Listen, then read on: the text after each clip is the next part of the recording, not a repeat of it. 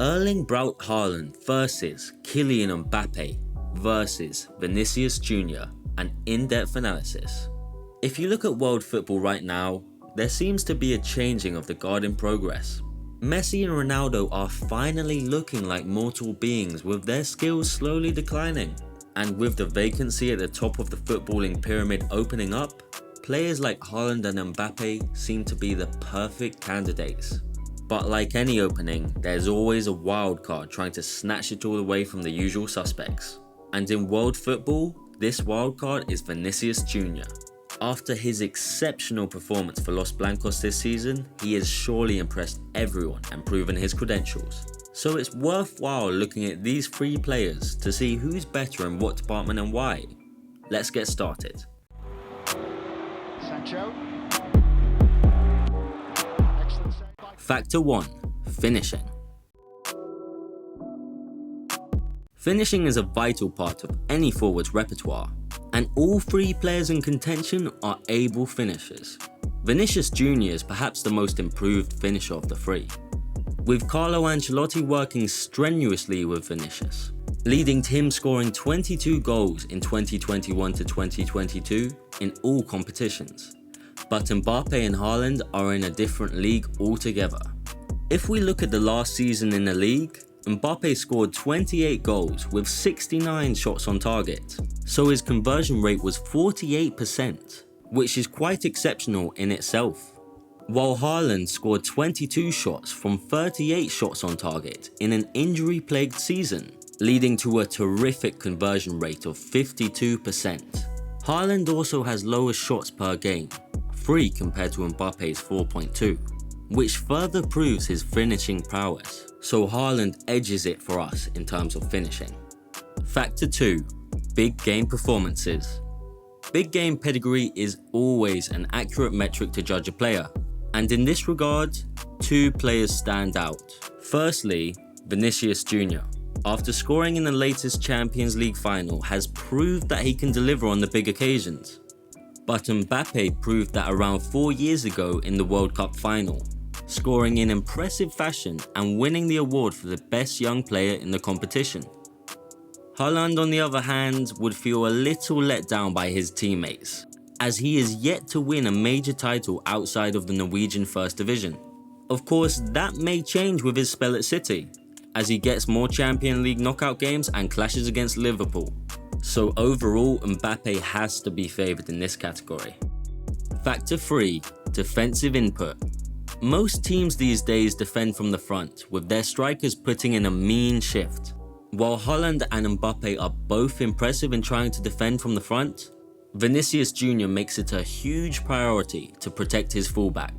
In the 2021 to 2022 season, he made a total of 104 tackles and won 21 aerial duels, while also blocking 5 shots.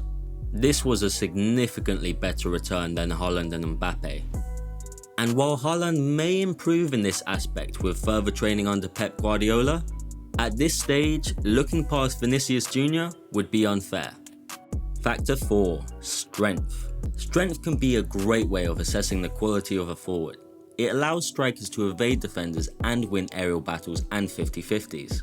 Besides that, it enables strikers to link up play better and not be put off by the efforts of the opposition defenders. Out of the 3 players in question, Haaland has the highest pass completion rate of 68% in the opposition box, showing his strength in evading tackles. And in this category, the Norwegian might be the favourite. When Luis Suarez was asked to pick between Mbappe and Haaland, he said, "Haaland is a great player. He's at a spectacular level. He has an admirable physical strength. Game recognises game, as they say." So while Mbappe may not be shy about going into battle with opposition defenders, it's not his strongest suit. Haaland has to be backed in this category. Factor 5. Dribbling. Haaland may have several strengths to his game, but dribbling may not be one of them. An argument could be made about the fact that Haaland does not need to dribble past opponents. His mobility and smart runs generate enough chances per game for him.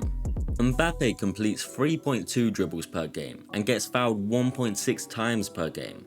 On the other hand, Vinicius Jr. completes 2.7 dribbles per game and gets fouled 2.1 times. Both these metrics prove that it is a close contest between the two.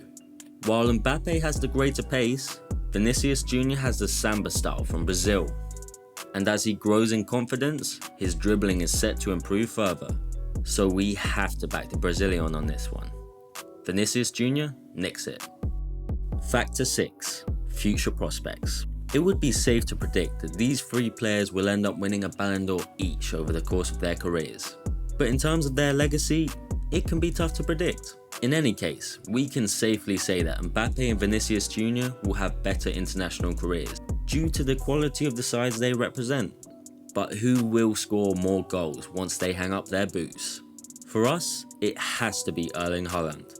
His time at Manchester City could be crucial to his legacy as a player, and Pep Guardiola would be looking to win the Champions League with him up front. And from what we know of him by now, he will surely step up to the task and help City clench European glory. Agree with our analysis? Or do you think we missed any important factor? Who do you think is the best player out of these three superstars? Have your say in the comments below. And don't forget to subscribe to our channel and press the bell icon to get an update whenever we post a video next.